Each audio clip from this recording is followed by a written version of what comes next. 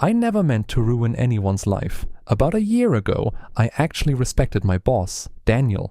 He had that kind of life people pretend to have on social media, but his seemed real. Nice house, wife, 2 kids, weekend photos from family trips. At work, he constantly talked about discipline, honesty, and responsibility. He was strict, but I thought he was fair. I was just a mid-level employee trying to survive deadlines and pay rent. Nothing special.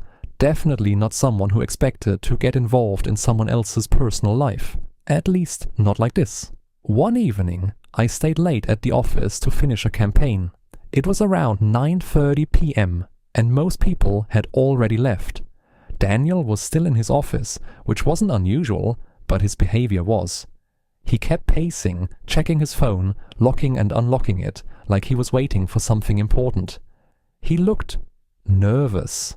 Then suddenly, he grabbed his coat and rushed out without saying a word. I didn't think much of it until about 10 minutes later, when a company-wide email popped up. It disappeared almost instantly, but not before I saw the subject line, "Can't wait to see you tonight." It definitely wasn't meant for his wife. I told myself to ignore it. It wasn't my business. But after that, I couldn't unsee it. I started noticing small things. He began leaving early more often, taking calls outside, closing his office door more than usual. If anyone casually asked about his schedule, he'd get weirdly defensive. Then, one afternoon, I saw him outside the building with a woman. It wasn't his wife. I had seen her at company events before. This woman was different, younger, confident, dressed like she had somewhere important to be. When Daniel walked up to her, they hugged in a way that made it obvious this wasn't new. That's when I knew for sure. A week later, we had a team dinner. People were relaxed, joking, a few drinks in. At one point, someone asked Daniel how he managed to balance work and family so perfectly. And for some reason, I said something. Guess it helps to have extra support. The second the words left my mouth, I knew I messed up. The table went completely silent. Daniel just stared at me, not confused, angry. I tried to laugh it off like it was a dumb joke, but it didn't land. Later that night, he pulled me aside. He was furious, asking what I meant, what I was implying. I told him it was nothing, just a joke, but he didn't believe me. From that moment on, everything changed. Over the next few weeks, my job slowly turned into a nightmare. Suddenly, my work wasn't good enough. Projects I had been leading got reassigned without explanation. I stopped getting invited to meetings I used to attend regularly. Then came my performance review. Needs improvement. It didn't make any sense. My results hadn't changed, but his attitude toward me had. That's when it clicked. He wasn't just mad. He was trying to get rid of me. I seriously thought about quitting. It would have been easier. But the more I thought about it, the more it bothered me. Not just because of how he treated me, but because of the hypocrisy. This was the same guy who gave speeches about integrity while lying to his family and using his position to protect himself. So I made a decision. If he was going to ruin my career to keep his secret, I wasn't going to stay quiet. I didn't hack anything or do anything illegal. I just paid attention. That email.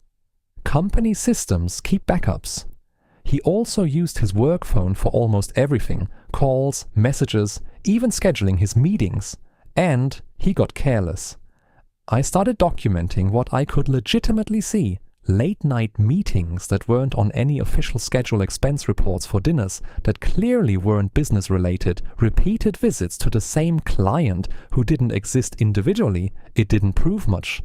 But together, it told a story. The breaking point came when HR called me in. They were considering firing me for performance issues. I knew exactly why. So before they could continue, I asked one question. Are you aware of Daniel's misuse of company resources? The room went quiet. I didn't accuse him directly. I just showed them what I had. And that was enough. Within a week, Daniel was put on leave. Within 2 weeks, he was gone. No announcement, no goodbye email, just gone. But it didn't end there. His wife found out, not just about the affair, but how long it had been going on and how much company money he had spent hiding it. That perfect life he built, it collapsed almost overnight. As for me, I didn't get fired. HR actually apologized. My review was corrected, and I got transferred to a different team with a new manager. But things never really went back to normal. Some co-workers avoided me, others treated me like I was dangerous, like I might expose them too. And honestly, I understand why. Sometimes I think about that dinner. If I had just stayed quiet, none of this would have happened. He'd still have his job,